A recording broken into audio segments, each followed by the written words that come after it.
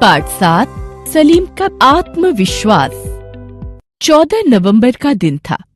आज विद्यालय में बाल दिवस धूमधाम से मनाया जा रहा था। सभी बच्चे बहुत खुश थे।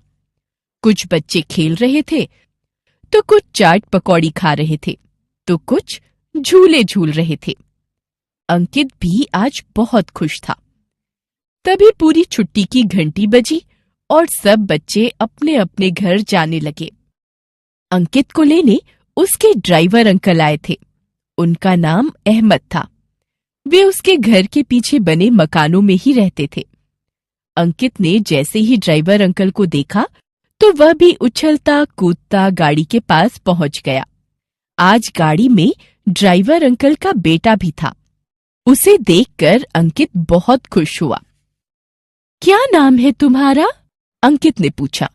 सलीम, उसने हकलाते हुए बताया। कौन सी कक्षा में पढ़ते हो? सलीम कुछ नहीं बोला तो ड्राइवर अंकल ने बताया, बेटा, सलीम को हकलाने की बीमारी है।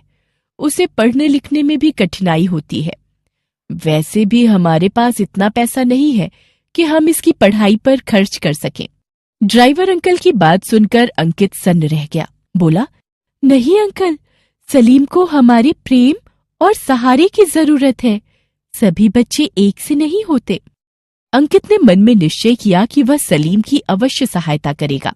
उसने सलीम से पूछा, क्या तुम पढ़ना चाहोगे? हाँ भैया, मैं आपको जब भी स्कूल जाते हुए देखता हूँ तो मेरा मन भी स्कूल जाने के लिए करता है, परंतु सलीम ने हकलाते हुए कहा। यह कहकर सलीम की आंखें भर आईं।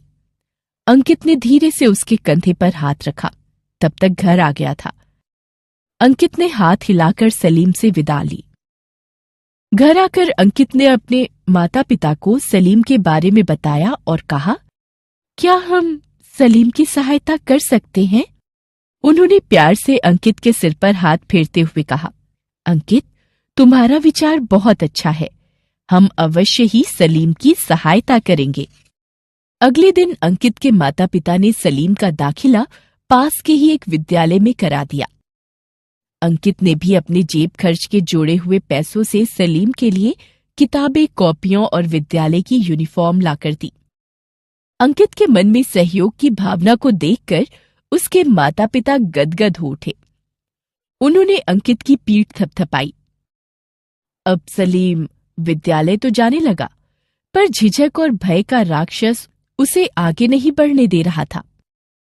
एक दिन विद्यालय से घर आते हुए अंकित ने देखा कि सलीम बहुत उदास है और उसकी किताब नीचे रखी हुई है। वह सलीम के पास रुक गया। उसने किताब उठाकर सही जगह पर रखी और प्यार से बोला, सलीम, क्या बात है?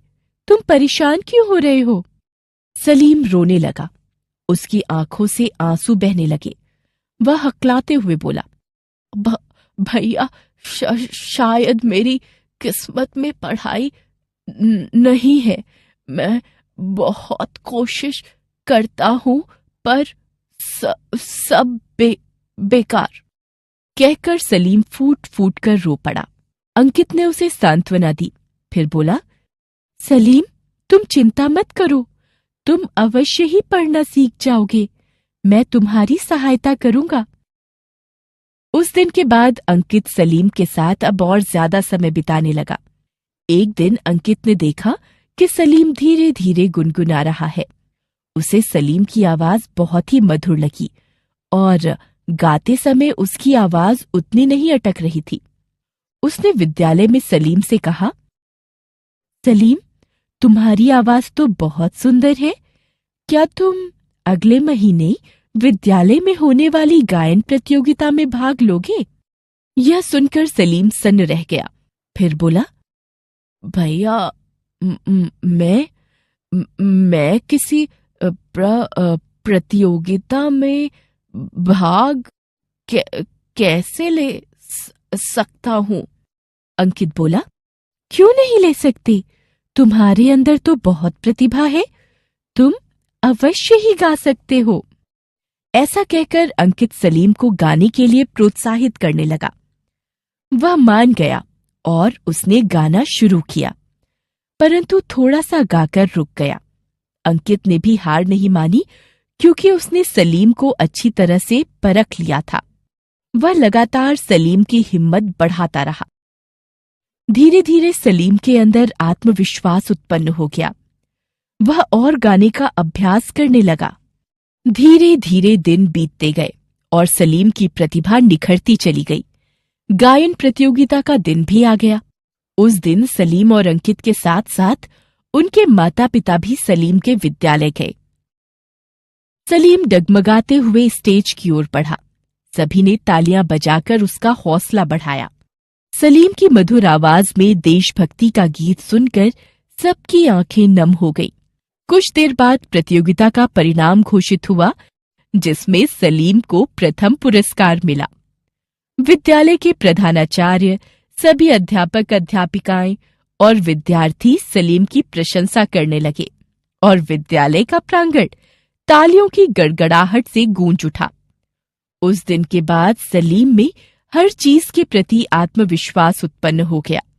अब उसके पढ़ाई में भी अच्छे अंक आने लगे।